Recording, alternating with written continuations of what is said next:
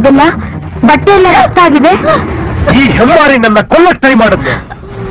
ಇವಳು ಮಾಡಿರೋ ಕೆಲಸಕ್ಕೆ ಹಾಫ್ ಮರ್ಡರ್ ಕೇಸಲ್ಲಿ ಫಿಟ್ ಮಾಡಿ ಒಳಗೆ ತಳ್ಬೋದು. ಇವಳನ್ನ ಜೈಲ್ಗೆ ಹಾಕೋದು ಒಂದೇ, ನಾಯಿ ಬಾಲಿಗೆ ದೆಬ್ಬೆ ಕಟ್ಟೋದು ಒಂದೇ. ಇವಳು ಬಾಲನ ಪರ್ಮನೆಂಟ್ ಆಗಿ ಕಟ್ ಮಾಡ್ಬೇಕು. ಅದಕ್ಕೆ ಇಲ್ಲಿ ತಕೊಂಡ್ ಬಂದಿದ್ದೀನಿ. ಎಲ್ಲ ಸರಿಯಾಗಿ ಕೇಳಿಸ್ಕೊಳ್ಳಿ. ಇವಳು ಎಷ್ಟು ಜನ ಹೆಂಗಸರು ತಾಳಿ ಕಿತ್ತಿದ್ದಾಳೆ, ಎಷ್ಟು ಜನರು ಮನೆ ದೀಪ ಆಡ್ತಿದ್ದಾಳೆ, ಎಷ್ಟು ಜನ ಮಕ್ಕಳು ಅನಾಥ ಮಾಡಿದ್ದಾಳೆ, ನಿಮ್ಗೆಲ್ರಿಗೆ ಎಷ್ಟು ಚಿತ್ರಹಿಂಸೆ ಕೊಟ್ಟಿದ್ದಾಳೆ.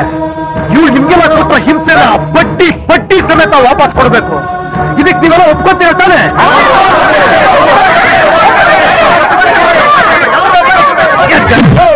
ಮೇಲೆ ರಂಗಮ್ಮ, ನಿನ್ನ ತಲದ ಕೊಟ್ಟಿಗೆನೆ ಇವಳಿಗೆ ಇನ್ಮೇಲೆ ಗೆಸ್ಟ್ ಹೌಸ್.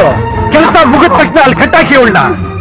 ದಿನ ಸೆಂಟಲ್ ವಾಸನೆ ತಗೊಂಡು ಮಜಾ ತಗೊಂತಿದ್ದ ಇವಳಿಗೆ ಹಸುವಿನ ಗಂಜಲ ಸಗಣಿ ವಾಸನೆ ಗೊತ್ತಾಗ್ಲಿ, ಬರ್ತಾನೆ ಅಂತ ಗೊತ್ತಾಗ್ಲಿ ಇವಳಿಗೆ. ಇವಳನ್ನ ಕಣ್ಣಲ್ಲಿ ಕಣ್ಣಿಟ್ಟು ನೀವೆಲ್ಲ ಕಾಯ್ಬೇಕು.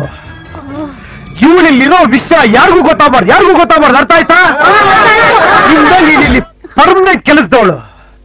ತಪ್ಪಿಸ್ಕೊಳಕ್ ಟ್ರೈ ಮಾಡಿದ್ರೆ